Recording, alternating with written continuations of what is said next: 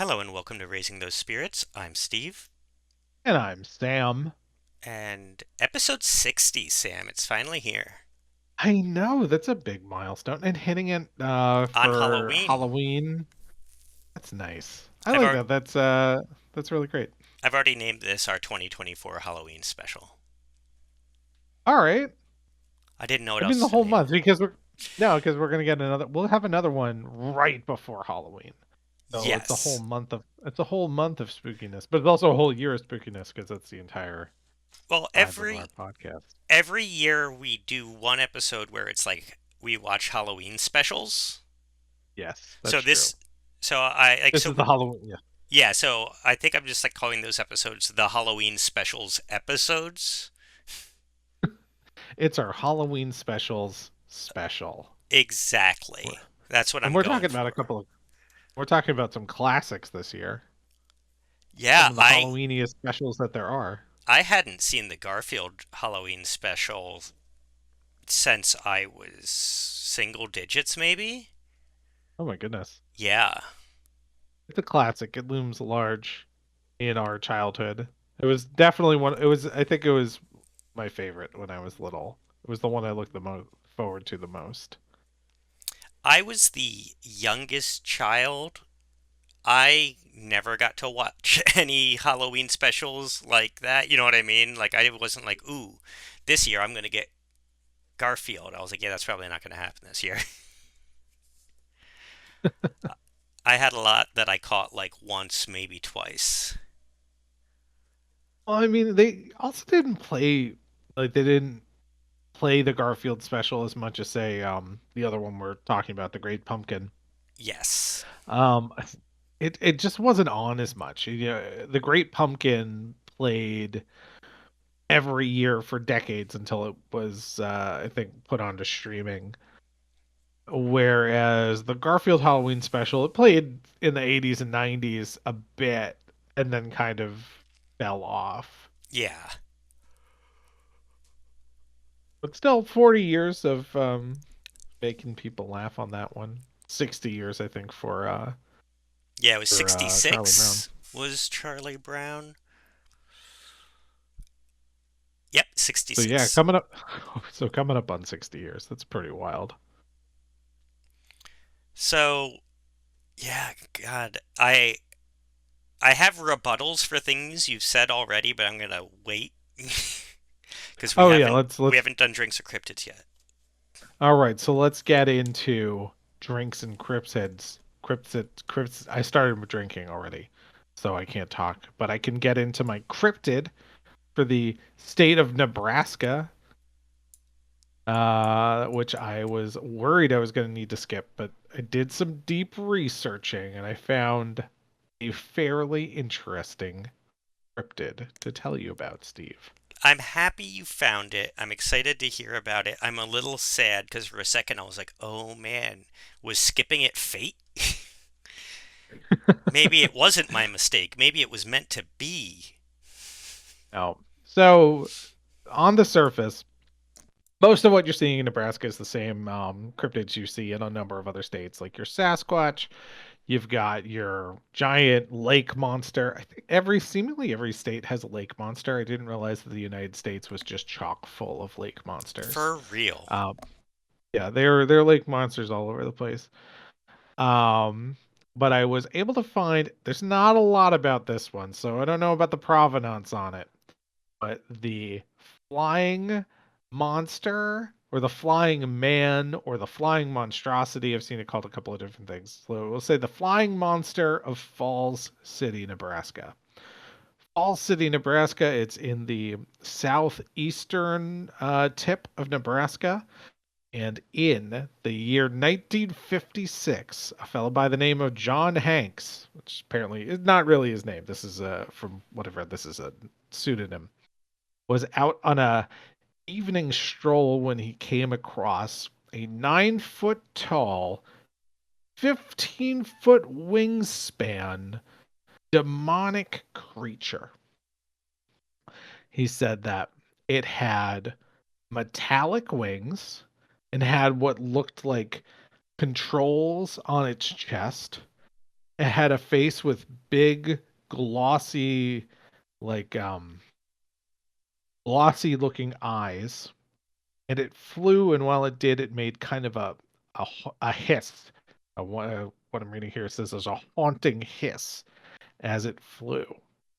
Um, so it kind of described the way it seems described. Like I said, is mostly mechanical in nature, which I thought was pretty interesting. They still describe it very much as being demonic. As to most of it's like a demon wearing a flight suit, seems to be how it's described, with brightly colored lights on the underside of the wings. There isn't seemingly any other accounts that I was able to find of it, and I can't even. I'm trying to find the source for this. I can only find it attributed to one book, which I couldn't get a copy of. Um, but the flying monster of Falls City. So, way I describe. What do you think? What do you think that is? I have my theory on what was witnessed. This sounds to me a lot like the second episode of Gravity Falls Oh, with the robot with the robot lake dinosaur? monster dinosaur thing. Yeah. Yeah. The second you said I controls on its chest, I was just like, so just the Gravity Falls monster? it's here's my theory. It's a rocketeer. I think this guy saw a rocketeer.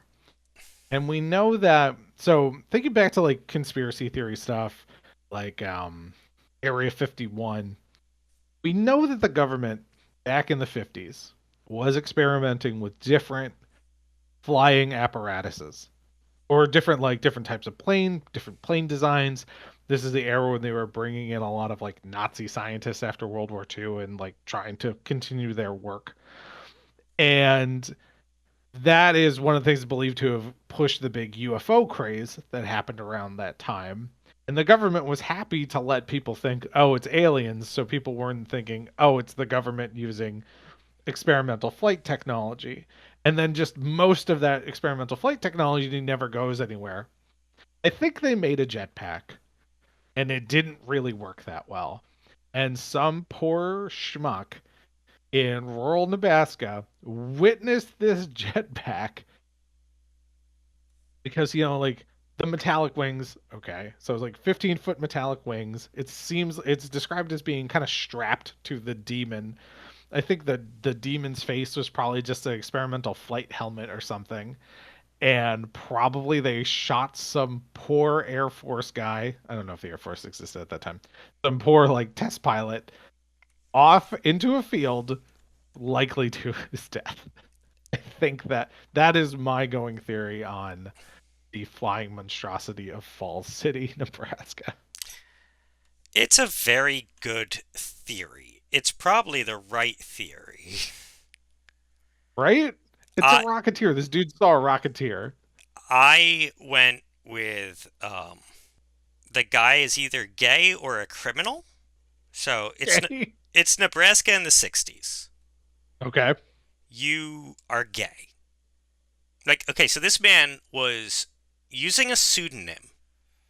He went out and he was just in like the woods alone at night taking a walk. He was Like either you do. committing crimes or he is gay and was, doing a rendezvous and, was found. And they're like, what are you doing out here? He's like, I saw a demon with a jetpack. So Yep. he's telling this story as his boyfriend runs off. Like his boyfriend, him and his boyfriend go to meet up in a Nebraskan, somewhere in Nebraska. They're about to get caught. He's like, "Get the hell out of here, Joe." I don't know. And when he gets questioned about it, he's like, "I need to buy Joe time to run. Yeah. Be like, it Let me was tell a over story about a here and flood." lead You them in the other never believe direction. what I saw. Oh, thank God you're here. Yeah. I'd I would read that book. I would if there was a book that was that's the setup and then it's this guy And it having to keep his story going so he could cover up and it just um keeps blowing up further and further, bigger and bigger. Because uh you're right. It was like the height of the extraterrestrial blah blah blah like UFO sightings. So like it's such a plausible lie. Yeah, everyone's like, "Oh my God, did you hear that John saw a flying alien demon? Yeah. No Yeah. way, that guy's gay." Yeah, that's the manly. He saw a demon alien and survived. He's the manliest man in town. If anything, this story is his beard now.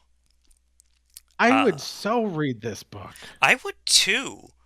You know what it's kind of like? It is a sci-fi version of oh God, there's that Calvin Klein movie. Kevin Klein, Yeah, In sorry. and Out, Yeah, In and Out. This the has one with Tom big Selleck. like In and Out vibes to me, where he's just like, "All right, I told this little lie. Things will be okay. Oh no, my life's been turned upside down." We have to find a gay science fiction author to write this because we can't. I don't think we should not write it. But I hope that somebody out there is listening and with our blessing writes this story Because I want to because read it. I want to read it so bad. It's worth it. Totally. Yeah. It's out there in the universe. We Someone want take it. someone take it, give us a thank you credit in the book, and I can't wait to read this Honestly, story. if you like want consultation or anything, if you hit a hang up and you want to pick our brains, we're here. We're willing to help. Oh, we're here. But your We voice want needs to help. to be yours, but we would love to contribute. We are your allies.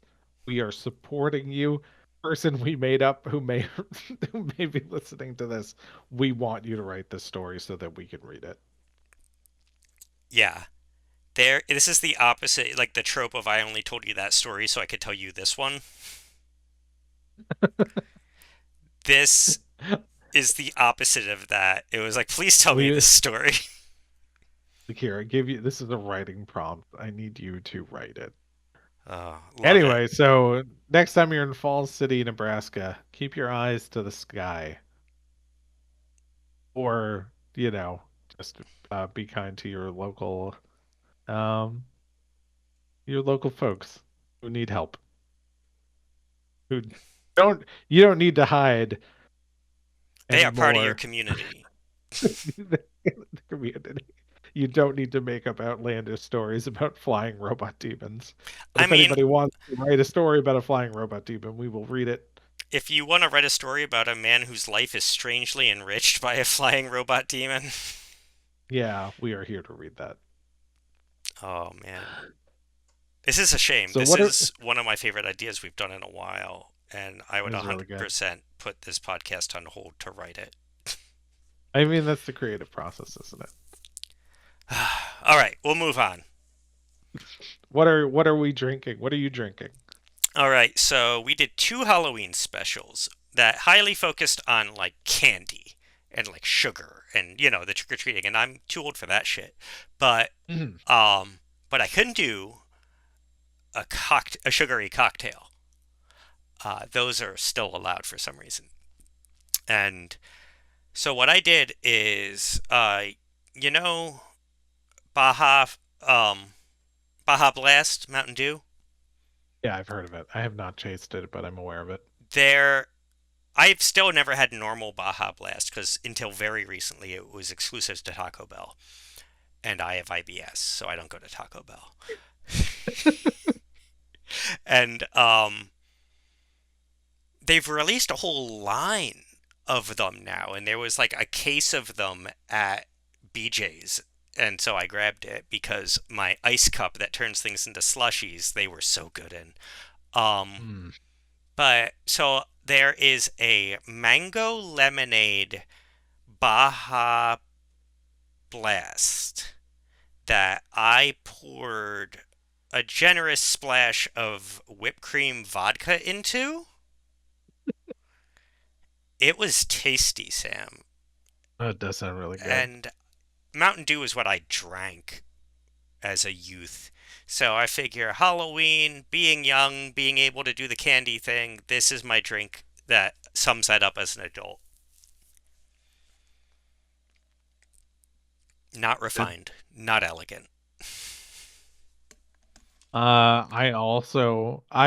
did go with a candy themed drink this week. I have a blue raz flavored truly hard seltzer inspired by the fact that I had them in my fridge left over from a party in the summer.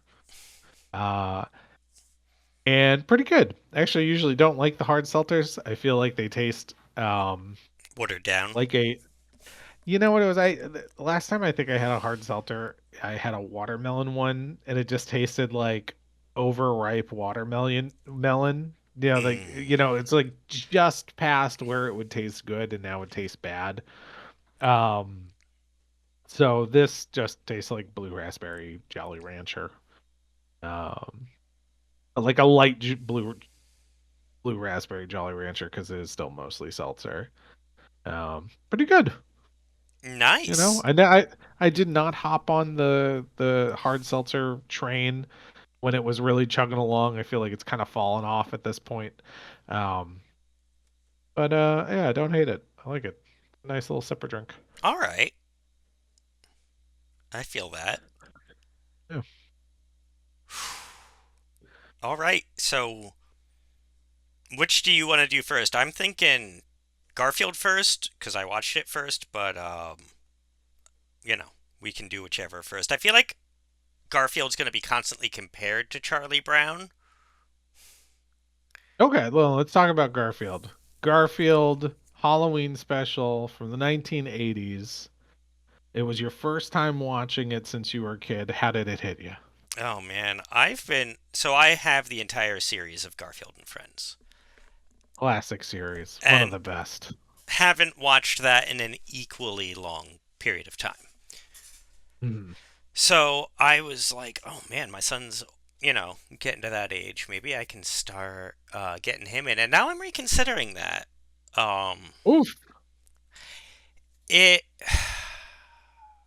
it was one of those things where I was just like, why did I watch this as a kid? And the answer is because there was nothing else to watch. I think. Um, it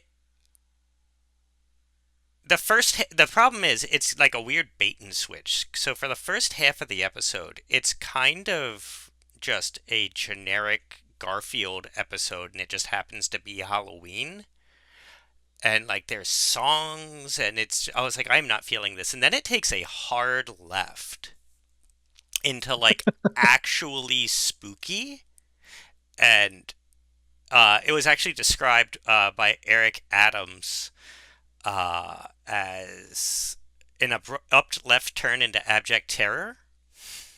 Yeah, it is really oddly split. And I wonder if that has to do with the format of the show.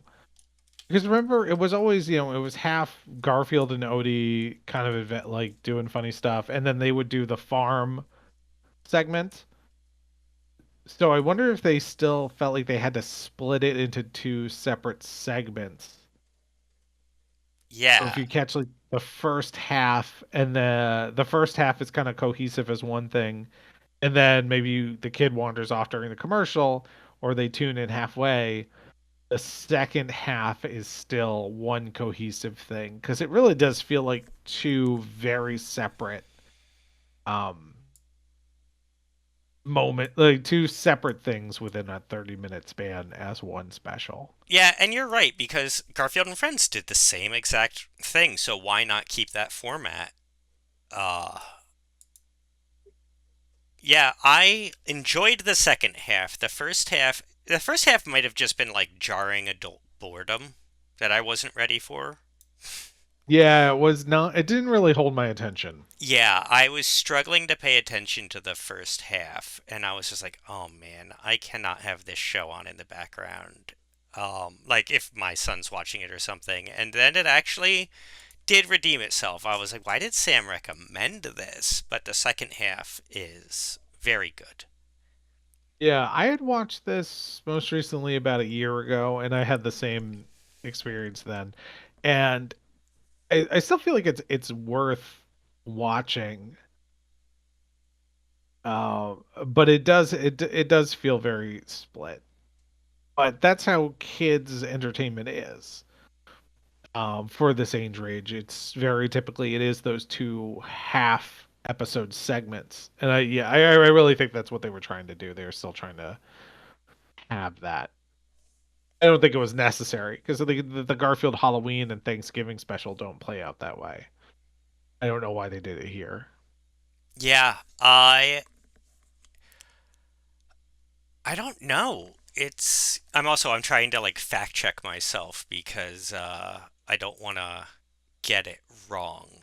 I think it was Peanuts that they were told it had to be a blockbuster, and they were like, "What?" And they were like, "This has to be a blockbuster." And I don't think Or Garfield was under that kind of pressure.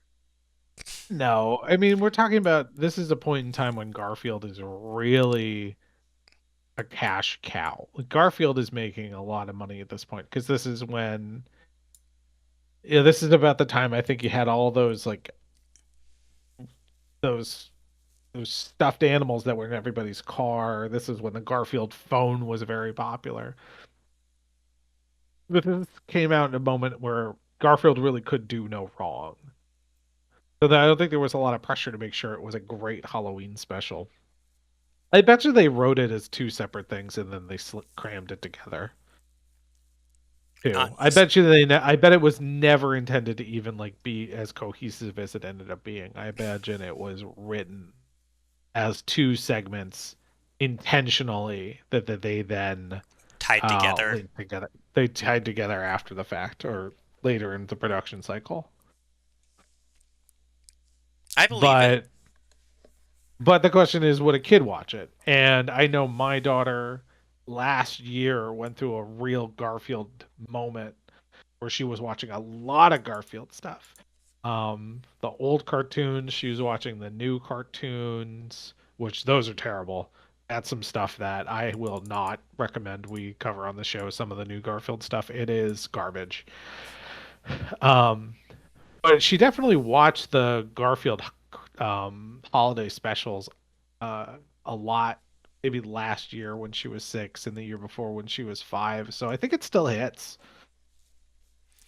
for kids. I think the best summary I can say for the first half was actually one of the reviewers at the time in 1988 said compared it to It's the Great Pumpkin Charlie Brown and said it's more up to date but charmless.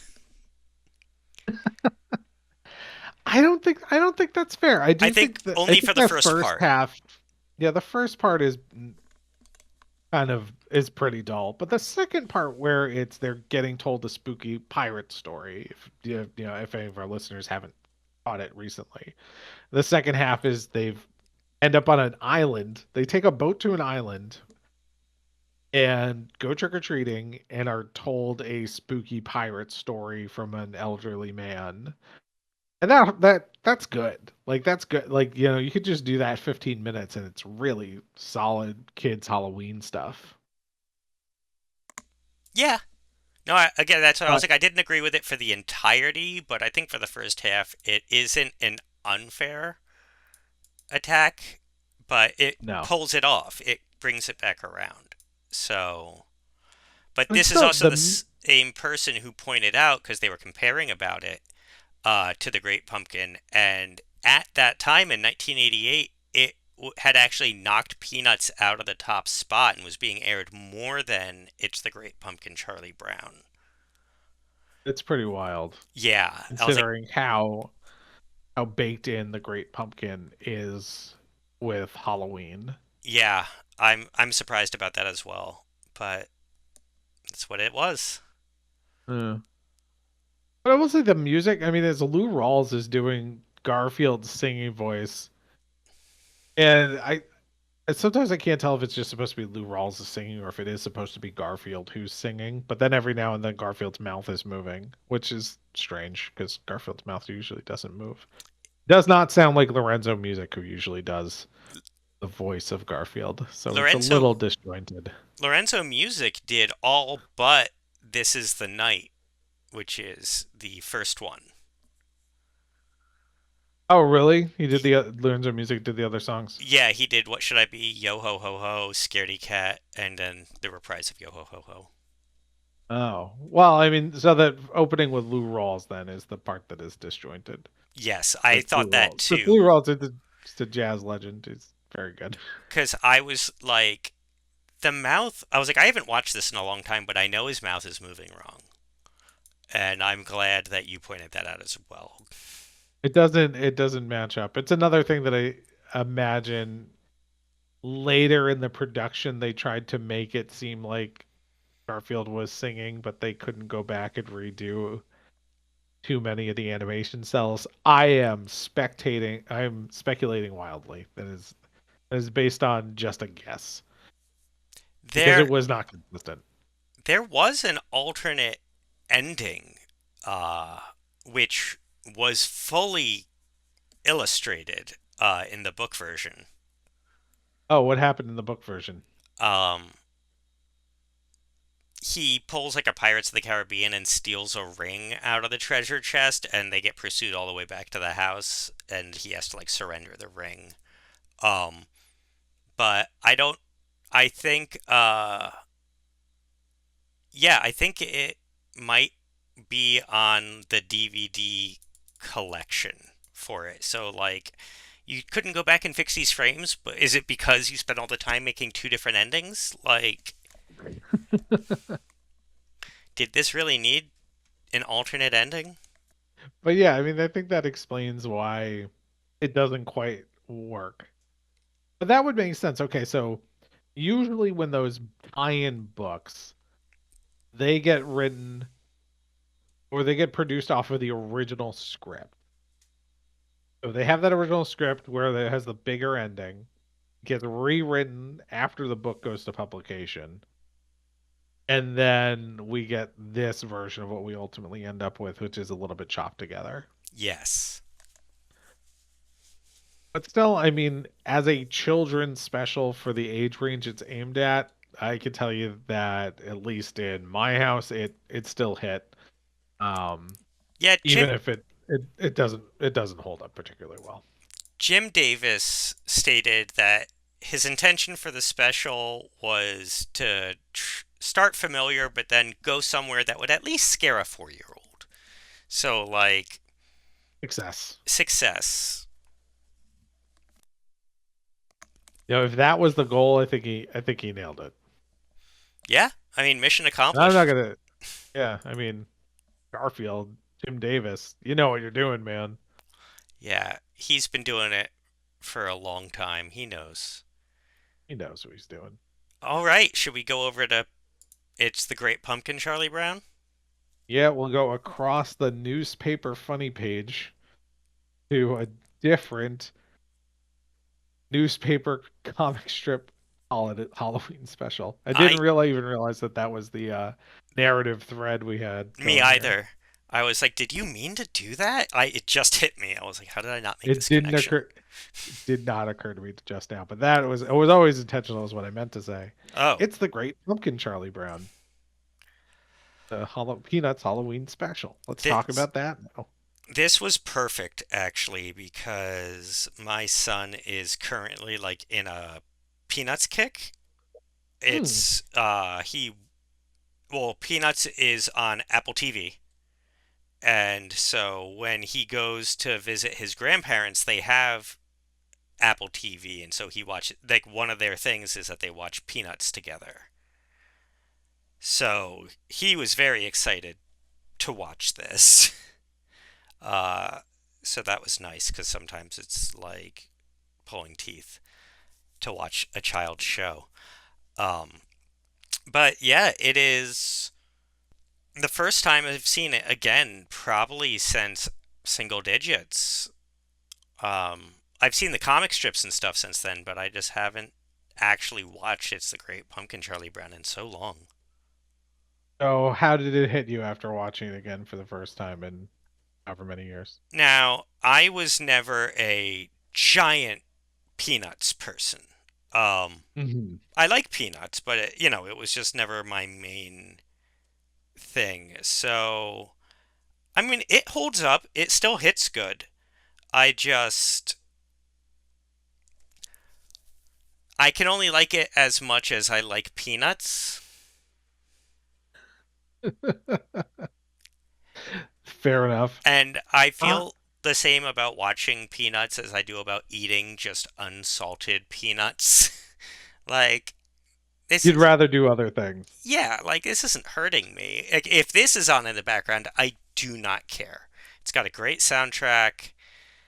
It's actually, I believe, the introduction of the Linus and Lucy theme. Oh, was it? I thought this came out after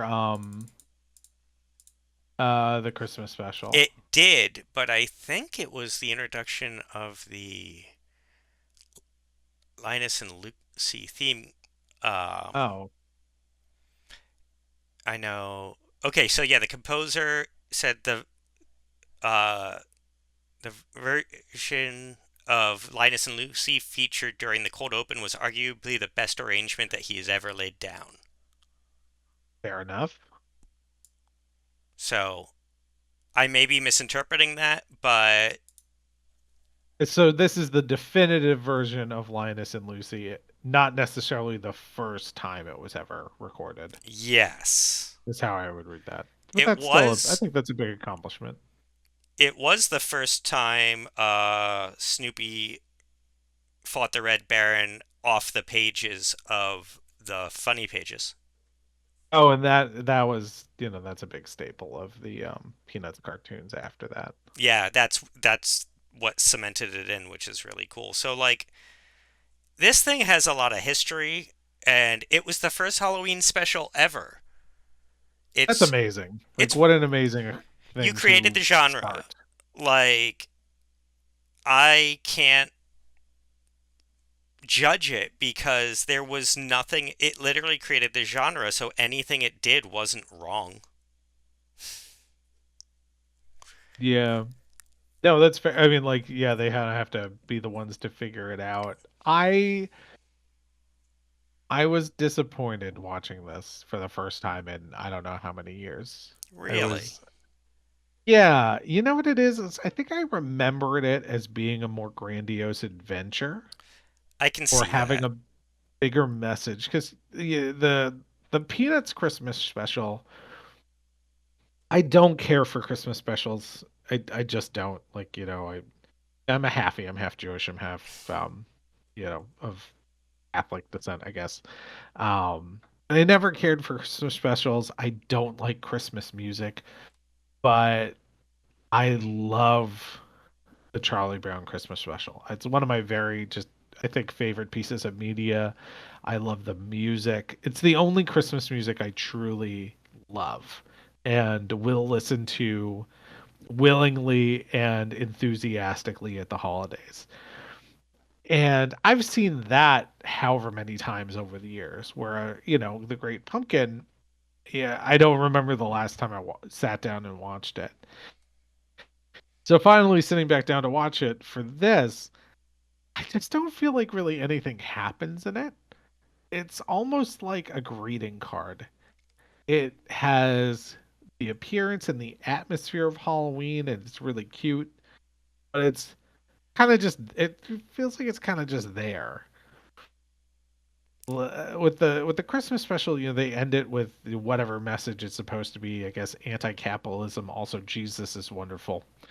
Whereas I don't feel like there was a lesson learned at the end of this. I agree. I kept waiting for either like him to find a present or for like you see the great pumpkin elsewhere. Like I was wait or him to get something. There was no payoff for him. It just kind of Oh, for Linus, he just kind of wastes his night. He knows he's wasting his night. He knows because this happens to him every year, but he still enjoys the tradition of it. And I could understand, like, spending a lovely evening in nature in a pumpkin patch. There's something appealing to it if you had like a nice hot cider and some donuts. I think it'd be a great way to spend the evening. But absolutely he doesn't end up being justified in any way. He just ends up, spending the cold. night. Yeah, he just ends up spending the night cold and kind of wasting Sally's time. I mean, Sally made her choice. She didn't have to stick with him. But then even with Charlie Brown, that's the line of story. Charlie Brown has kind of a crummy costume. That's not his fault. He's a kid. And then I thought it was cooler because everyone else had like the ghost eyes. He was all ghost eyes. He's a trendsetter. yeah, I was like, that's a perfectly fine costume. Or you say you're a slice of Swiss cheese. I don't know. And then everybody gave him crappy candy. It's like, that's terrible. He didn't even get candy. He got rocks.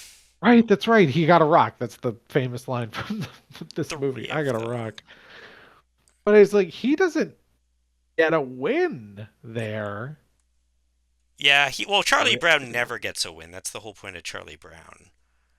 But at least in the Christmas special, he grows, he learns something from the experience. Whereas I felt like by the end of this, he was pretty justified if he was going to take those rocks and start hucking them at the houses. I mean, what a dumb thing to do is to give kids rocks on Halloween. Did Like you that's how not you get hear? broken windows. Did you not hear about the trick? Trick. The trick or treat trick? Oh yeah, it's like, yeah, I get a You just treat. gave me a But rock. you give it's like there's that's how this works. Like you're supposed to appease these spirits by giving us candy. And if you do not give candy, you're gonna get a flippin' rock through the window because you just handed me a rock. I have so much respect for Charlie Brown because he carried those rocks the entire night.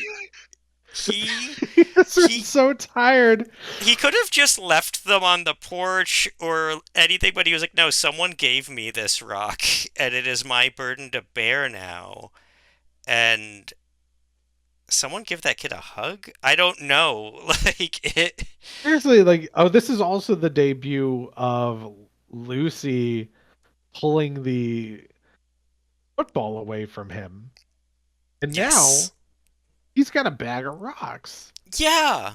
Like, why is everybody still being mean to Charlie? Like, obviously violence is not okay. I don't condone violence. Violence is never the answer. Charlie Brown got a bag of rocks, and everybody's still being kind of a jerk to him because his costume's got too many holes. Charlie Brown spoke in class Charlie, today. Charlie's got a bag of rocks. Charlie's got an answer to this problem. God, the adults in whatever town this is supposed to be are awful, awful people. Yeah. Who gives a kid a rock? Like, call the police. That person needs a wellness check. Yeah, he was like, I mean, like Charlie Brown is always sad. Like this adults are bullying him in this situation. It's not good. At the same time, like the animation's beautiful, the atmosphere is beautiful, the music is beautiful. There's a lot to enjoy about it. It's the Great Pumpkin Charlie Brown. I, I don't know that I'm going out of my way to watch it again. Yeah, it's 60 Um, years old and it shows. yeah, Like, I just can't imagine wanting to spend time watching it. And the thing is, I know I will because, again, sure. my son super into Peanuts right now, and I know this is going to get watched, but it is not terrible. It's one of the ones that doesn't hurt to have on in the background. So No. I'll take it. It's perfectly, I mean, the atmosphere is nice. It did, I was reading, it inspired the pumpkin tree, which I think we covered in an episode way back. Yep, that was our first Halloween. Is that our first Halloween special? Um, yeah, I think Ray Bradbury watched this with his kids, and they were also disappointed that the Great Pumpkin never shows up, that he wanted to write his own story where the spooky entity does arrive. See, people listening, there's precedent. Write this story for us. Write, write the story for us. We're not Ray going to do it. Bradbury. Ray Bradbury's Ghost. He'd do it justice. He really would. Yeah, I believe in him. Um,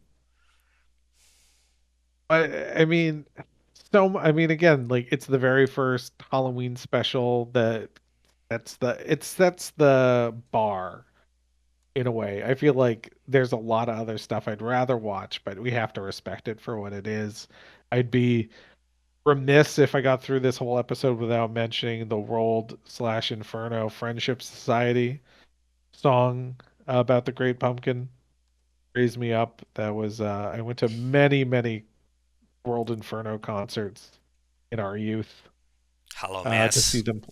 Oh yeah, I went to so many Hollow Masses. That band was great. If you haven't heard of that band, go look them up. Their stuff was wonderful. The lead singer died um maybe 2 years ago, I feel. Yeah, Was- That was that was one of the celebrity wasn't very famous, but that was a death that hit me really hard just because of how important that period of time and those concerts were for me. So again, I have to give Charlie Brown, it's the Great Pumpkin, Charlie Brown, its props because he put that into the world, which means so much to me. yeah, it definitely has its problems, but I feel like it's contributed more than enough to cover them. Yeah, so you have to respect it. I absolutely respect it. It is an important piece of media. It just is not my favorite Halloween special. And I'm surprised. I was surprised when watching this, it was maybe 2 days ago, and being disappointed by it. I was surprised that I was disappointed in the end. But still, if you haven't seen it, check it out. It means a lot to the genre. Yeah, and this is the one that, so there was a lot of pressure on it to be a blockbuster, and it literally, when it aired, got 49% of all American television viewers. It's unfathomable. He took 50% of the viewership for all of television for its first air. I mean, that's the sort of thing that's impossible to do now. Absolutely. Aliens Because could there was like invade, what, and you it wouldn't know, have that kind of ratings. it was like well, there were like 5 channels back then. There weren't a lot of options, but still. Yeah. God, imagine having that kind of cultural sway where that it does, it doesn't have that now. I don't think Peanuts is ever going anywhere. It's kind of always going to be in the background. People always know Snoopy. But they did a movie a couple of years ago, and my daughter did watch that a few times. So that was mostly, I think, set around the holidays, but not Halloween, like Christmas. And she enjoyed it, but I don't think it made enough of a splash to get a sequel or anything. But imagine that 50% of houses were watching Peanuts for this. I mean, I guess cocaine was still legal back then, and when you're told something has to be a blockbuster, You write a blockbuster. you make it happen. I mean, but it's not. I mean, again, like so little happens in this. Yeah, I. Two kids, like this is about the story of two kids having kind of lame Shh. evenings separately. Yeah, it's like, hey, Charlie Brown, you would have had just as much fun staying in the pumpkin patch. At least you would have been with your best friend. Yeah, And then like, Lucy is getting candy for Linus because Linus didn't come. So Linus ends up getting more candy than Charlie does. I read that in the IMDb trivia. yeah, So if Lucy would have been cool and would have gotten both of them candy, he could have stayed in the pumpkin patch, done nothing, not been humiliated, and gotten more candy out of the deal. yeah, but then Charlie's sister would have been in the pumpkin patch as well, and Lucy would have had to get it. They would have had to recruit like 3 kids to do this. Still, it would have been at least a better evening to spend with your friend. And again, just a warm cup of cider, a little donut. Wait for the pumpkin. You know the pumpkin's not coming, but that's not the point. The point is to enjoy the atmosphere. Yeah. And it's a good atmosphere. Again, it's not perfect. It is the most popular of all of the Charlie Brown ones, but it's not my favorite of them just because I even now I'm like, not there's not much to talk about. Like if I had to give a book report on this, it would it would be a slog. Yeah, it's like, what do you say? It's like it's a half hour, a half hour. It's fine. I think again, the cultural impact is there, but it is not. Yeah, there's just not a lot to it. But it got us good music, it got us a spooky genre, it got us a bunch of just pop culture. What do you call those things where like they are so ingrained in the pop culture they're just known by society? The zeitgeist. Yeah, it's like it's in the cultural zeitgeist. Yeah. Like So credit where credit's due. yeah, and the fact that it's still getting watched 60 years later, I respect it. Yeah, I respect it. I don't think I'm not gonna sit down and watch it again probably for a number of years, I'm but going I to respect it. attempt to not watch it, but Yeah. I don't think my daughter will get into she's not into Peanuts. I don't think she's gonna care, and if she doesn't care, I'm not gonna spend more time on it. cool. All All right. right. Where can they find us, Sam? You can find us on Facebook and Instagram. We are at RTSpiritspod. And if you want to tell us other things you think we should cover, if you want to tell us your opinions on the Garfield and Charlie Brown Halloween specials, or you have other Halloween specials that are near and dear to your heart, please let us know. We'd love to hear about it. And join us in 2 weeks, right before Halloween, for our second spooky episode of the month. We'll be doing the Casper movie. Oh, yeah. Oh, man. I'm very excited. I'm super pumped I haven't talking seen about this one Casper. since I was like a tween, maybe a teen, because I used to have a big crush on Christina Ricci. But, Mm. Oh, I get it. Totally get it. yeah, I was a goth I kid. have Of a course I did. So yeah, so if anybody has some memories of Casper, let us know. We can talk about them on our next episode. All right. Excited to watch it and talk about it. All right. So see you next time, folks, for something spooky. Good night. Good night.